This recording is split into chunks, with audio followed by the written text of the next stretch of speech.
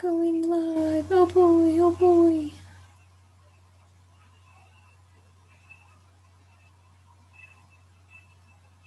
I think my kid fell asleep in my bed. I think she is not awake.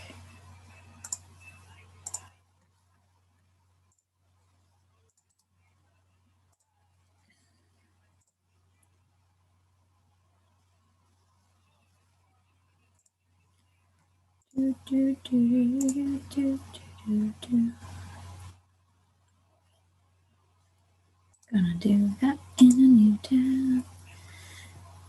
Ha ha. Hey, Mom.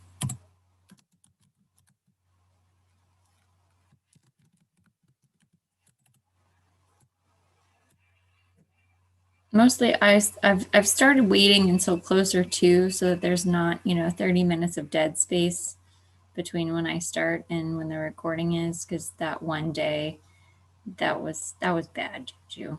It just did not work right.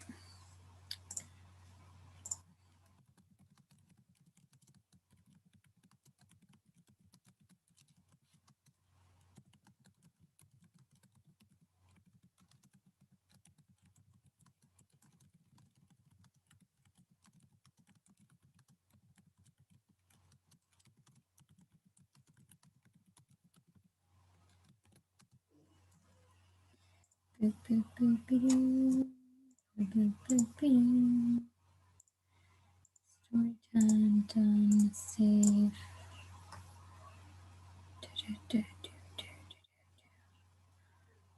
Got 38 subscribers. That's so crazy.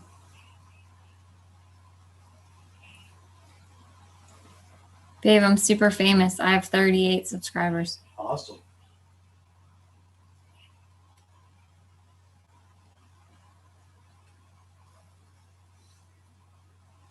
Well, I appreciate it, Mom. Even though you're usually working and whatnot, you still somehow manage to come. I appreciate it.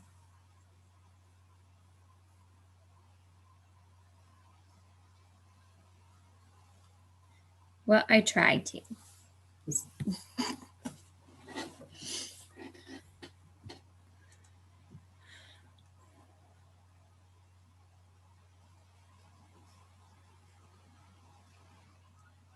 Janine is here. Hello, Janine. Welcome, welcome.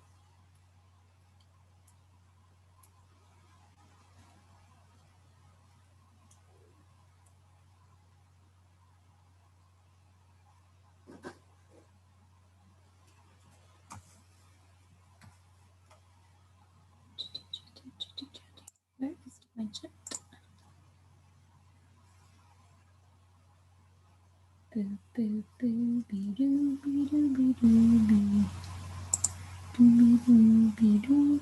We're still going to wait a few more minutes, guys, just like normal, so that we can have everybody else join us. Yeah, angle this down so I don't have to hold the book so high. Boop, boop. So, Janine, what's going to happen for New Year's for you guys? You're going to have a big party? You always seem to have lots of people at your house.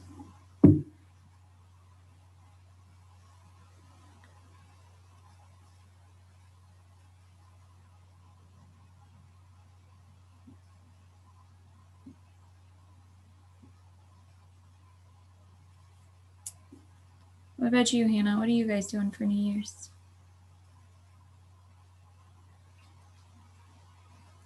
Okie doke. Thanks, Mom.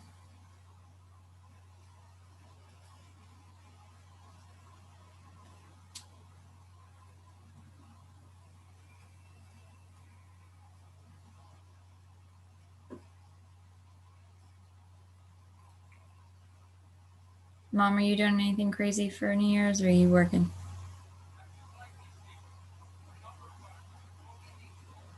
Yeah, New Year's Eve is tomorrow.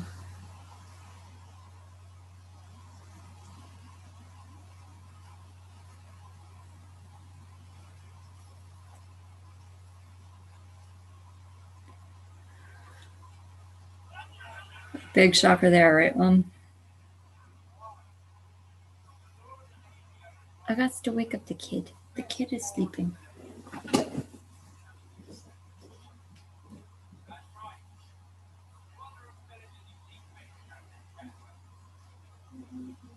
Wake up, story time.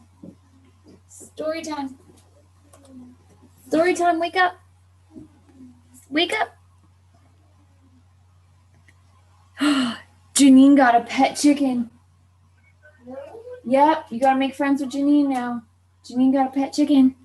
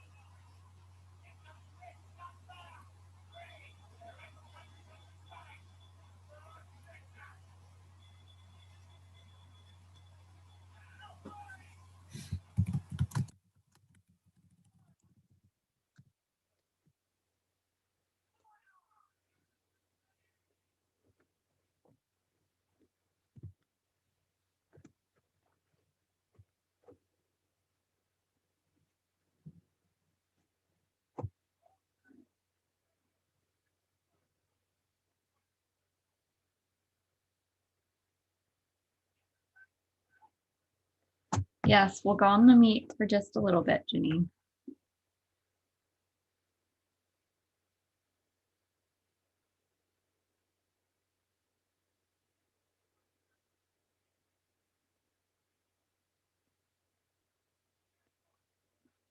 Guys are so silly. Well, Mom, Janine is the one that's plotting against me as soon as I hit 100 subscribers. So, there's that.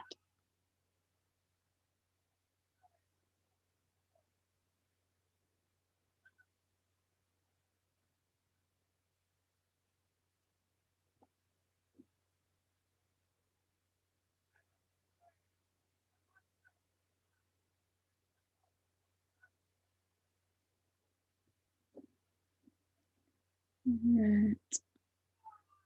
7:06, just a couple more minutes. Just a couple more. Give people a chance to join.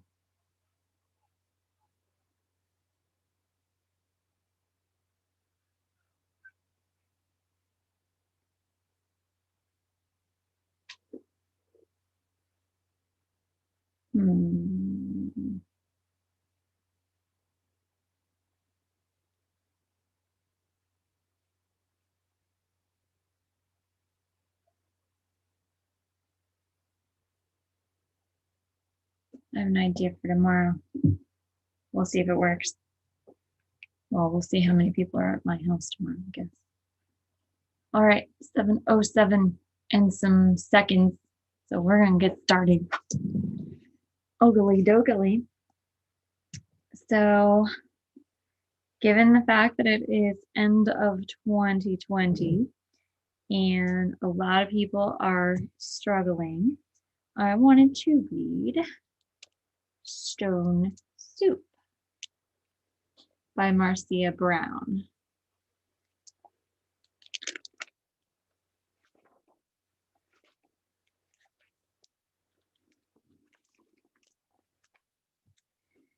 Three soldiers trudged down a road in a strange country. They were on their way home from the wars. Besides being tired, they were hungry. In fact, they had eaten nothing for 2 days. Yep, Stone Soup.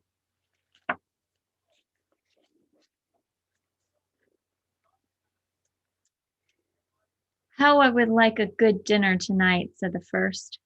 And a bed to sleep in, said the second. But all that is impossible, said the third. We must march on. On they marched. Suddenly, ahead of them, they saw the lights of a village. Maybe we'll find a bite to eat there, said the first. And a loft to sleep in, said the second. No harm in asking, said the third. Now, the peasants of that place feared strangers. When they heard that 3 soldiers were coming down the road, they talked amongst themselves.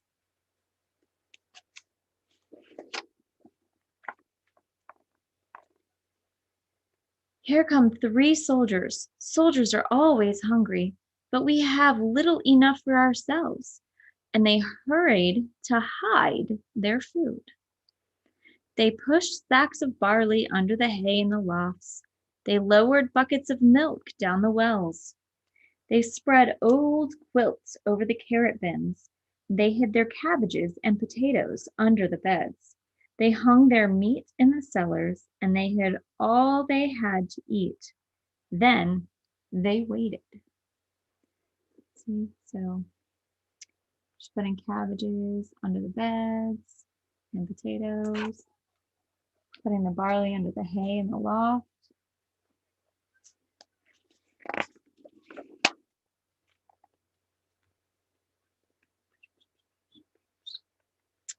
The soldiers stopped first at the house of Paul and Francois. Good evening to you, they said. Could you spare a bit of food for 3 hungry soldiers? We have had no food for ourselves for 3 days, said Paul. Francois made a sad face. It's been a poor harvest. The 3 soldiers went on to the next house of Albert and Louise. Could you spare a bit of food and have you a corner where we could sleep for the night? Oh, no, said Albert.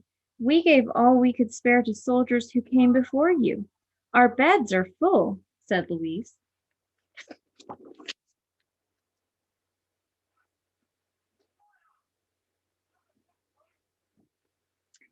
At Vincent and Marie's, the answer was the same. It had been a poor harvest, and all the grain must be kept for seed.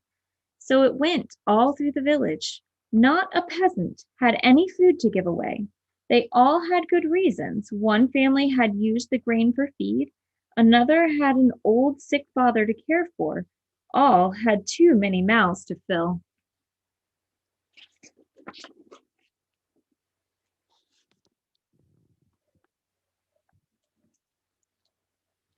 The villagers stood in the street and sighed. They looked as hungry as they could. The 3 soldiers talked together.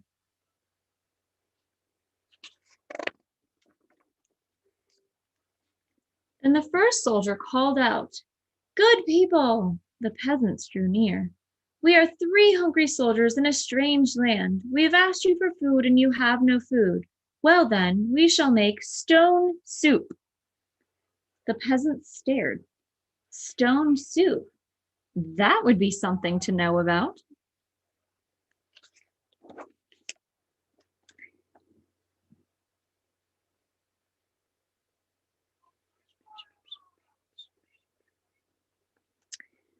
First, we'll need a large iron pot, the soldier said. The peasants brought the largest pot they could find. How else to cook enough? It's none too large, said the soldiers, but it will do. And now water to fill it and fire to heat it. It took many buckets of water to fill the pot. A fire was built in the village square and the pot was set to boil.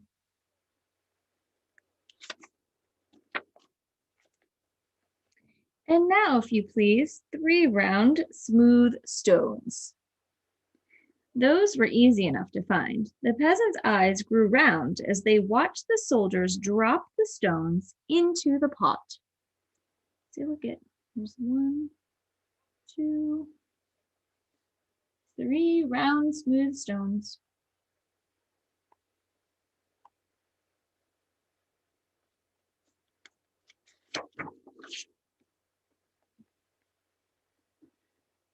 Any soup needs salt and pepper, said the soldiers as they began to stir. Children ran to fetch salt and pepper. Stones like these generally make good soup. But oh, if there were carrots, it would be so much better. Why, I think I have a carrot or 2, said Francois as she ran back. She came back with her apron full of carrots from the bin beneath the red quilt.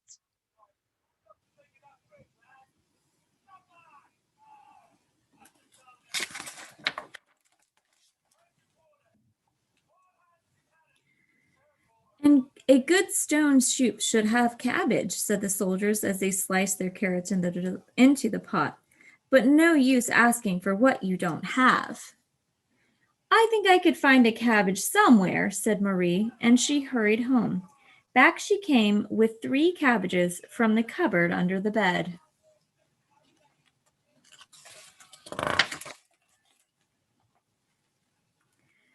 If we only had a bit of beef and a few potatoes, this soup would be good enough for a rich man's table. The peasants thought that over. They remembered their potatoes and the sides of beef hanging in the cellars. They ran to fetch them. A rich man's soup, and all from a few stones. It seemed like magic.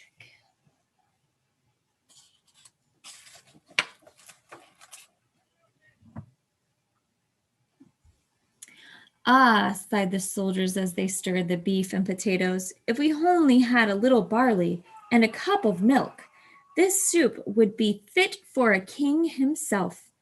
Indeed, he asked for such soup just last he dined with us. The peasants looked at each other. The soldiers had entertained the king? Well, but no use for asking what you don't have, the soldiers sighed.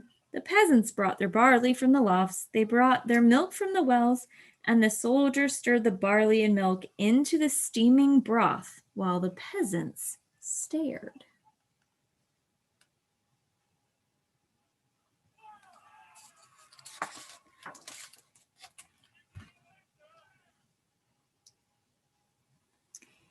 At last the soup was ready.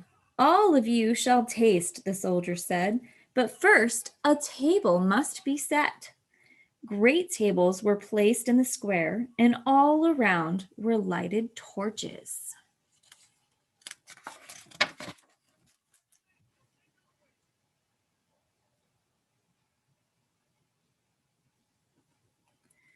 Such a soup!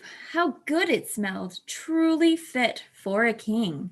But then the peasants asked themselves, would not such a soup require bread and a roast and cider? Soon a banquet was spread, and everyone sat down to eat. Never had there been such a feast. Never had the peasants tasted such soup, and fancy, made from stones. They ate and drank and ate and drank, and after that they danced. They danced and sang far into the night.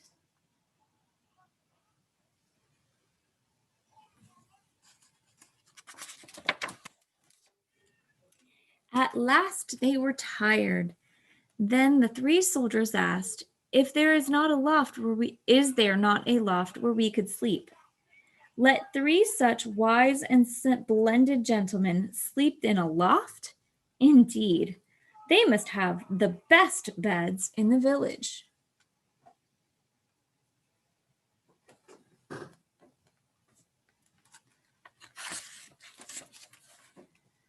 The first soldier slept at the priest's house. The second soldier slept at the baker's house. And the third soldier slept at the mayor's house.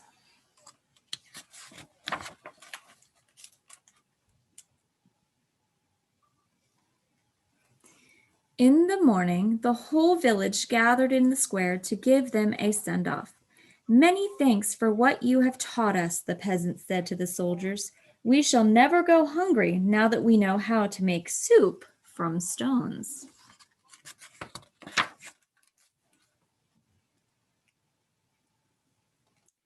Oh, it's all in knowing how, said the soldiers, and off they went down the road. Such men don't grow on every bush.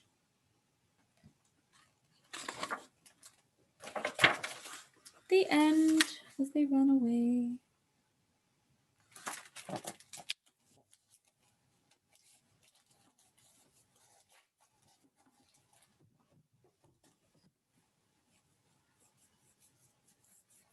What do you think about that? Made you hungry. So what do you think that the peasants learned? even though there's only 3 of us here.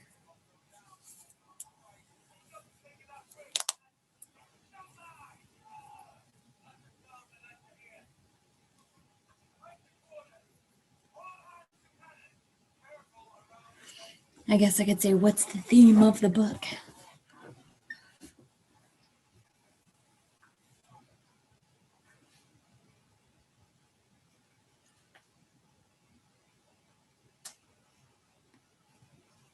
Share. Class time already? It's always class time, Janine. There's always something in the books that I read you. It's not strictly just for entertainment.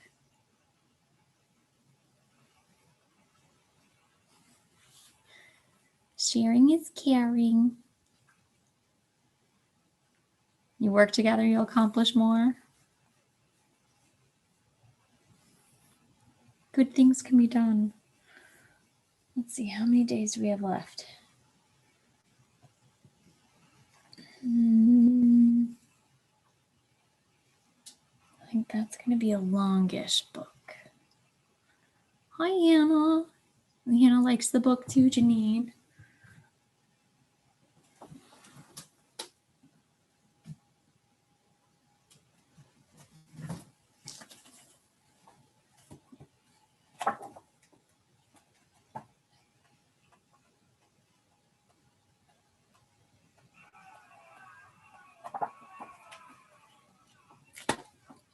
I like this one too.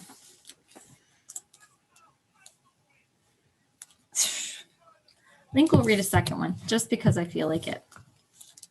This one is called Drum Dream Girl. How One Girl's Courage Changed Music by Margarita Engel and Rafael Lopez. Completely different style. It's gorgeous. Look at that. So pretty.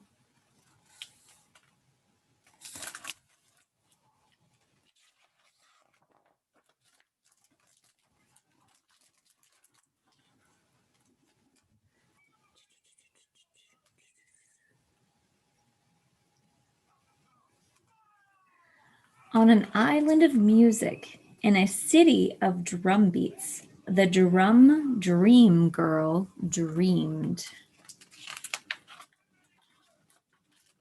of pounding tall conga drums, tapping small bongo drums, and boom, boom, booming with long, loud sticks on big, round, silvery, moon bright timbales.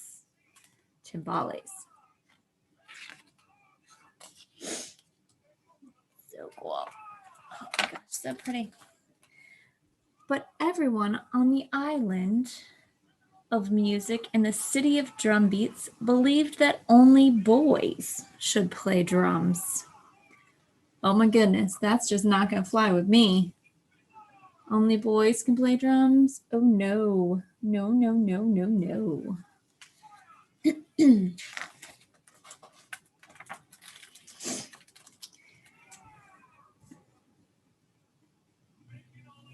So the drum dream girl had to keep dreaming quiet, secret, drum beat dreams. Look at that. She's a little mermaid playing drums.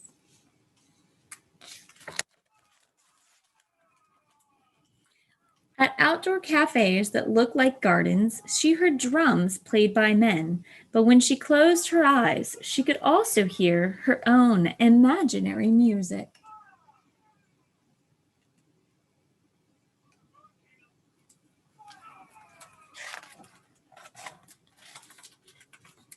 When she walked under wind-wavy palm trees in a flower-bright park, she heard the whir of parrot wings, the clack of woodpecker beats, the dancing tap of her own footsteps, and the comforting pat of her own heartbeat.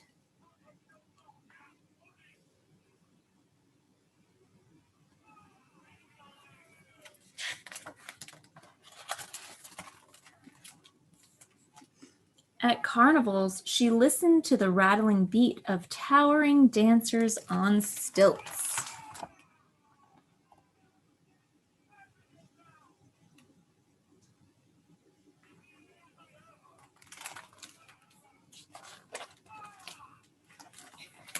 And the dragon clang of costumed drummers wearing huge masks.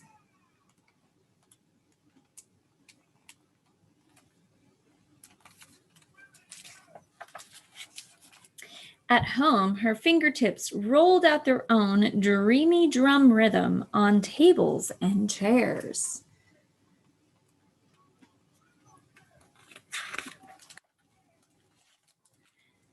And even though everyone kept reminding her that girls on the island of music had never played drums, that's a sad picture right there.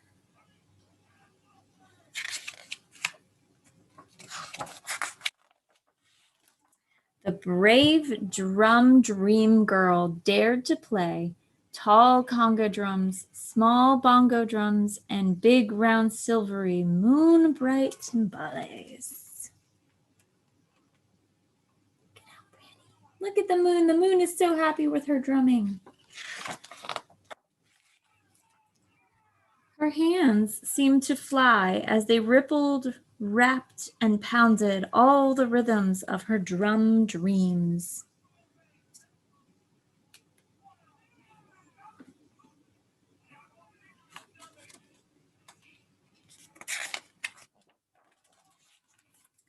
Her big sisters were so excited that they invited her to join their new all-girl dance band. Look at that beautiful picture of all these bold women playing music. But their father said only boys should play drums. Boo. Father, no fun. So the drum dream girl had to keep dreaming and drumming alone. She's not alone. Look at all those things that are friends with her. She's not alone. Until finally, her father offered to find a music teacher who could decide if her drums deserved to be heard. So now she has to prove herself. What do you think? You think she's going to make it? Think she can prove them? The drum dream girl's teacher was amazed. The girl knew so much, but he taught her more and more and more. And she practiced, and she practiced, and she practiced.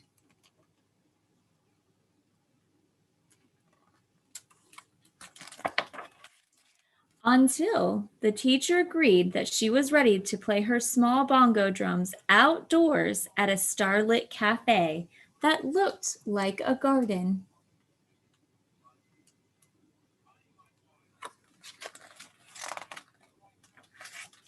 Where everyone who heard her dream bright music sang and danced and decided that girls should always be allowed to play drums, and both girls and boys should feel free to dream.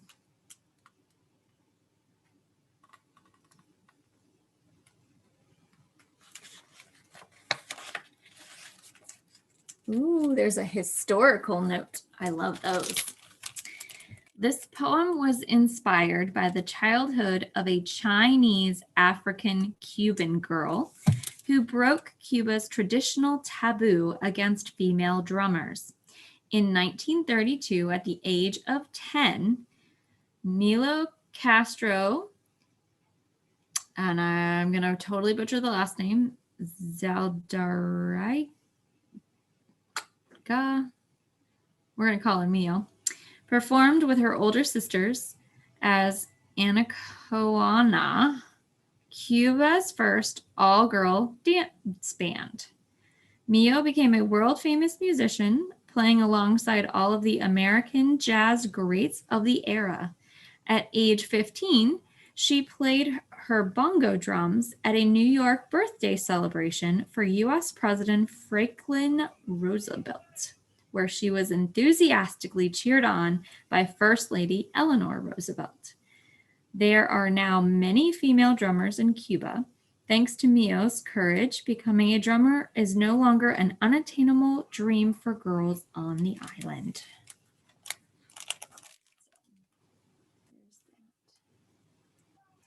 And here's her name right here that I cannot pronounce.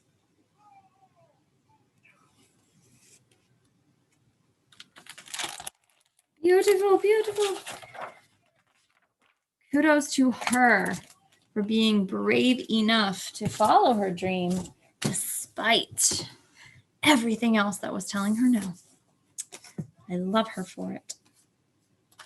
All right, friends. Well, I am going to call that the end of story time. It's 7:30.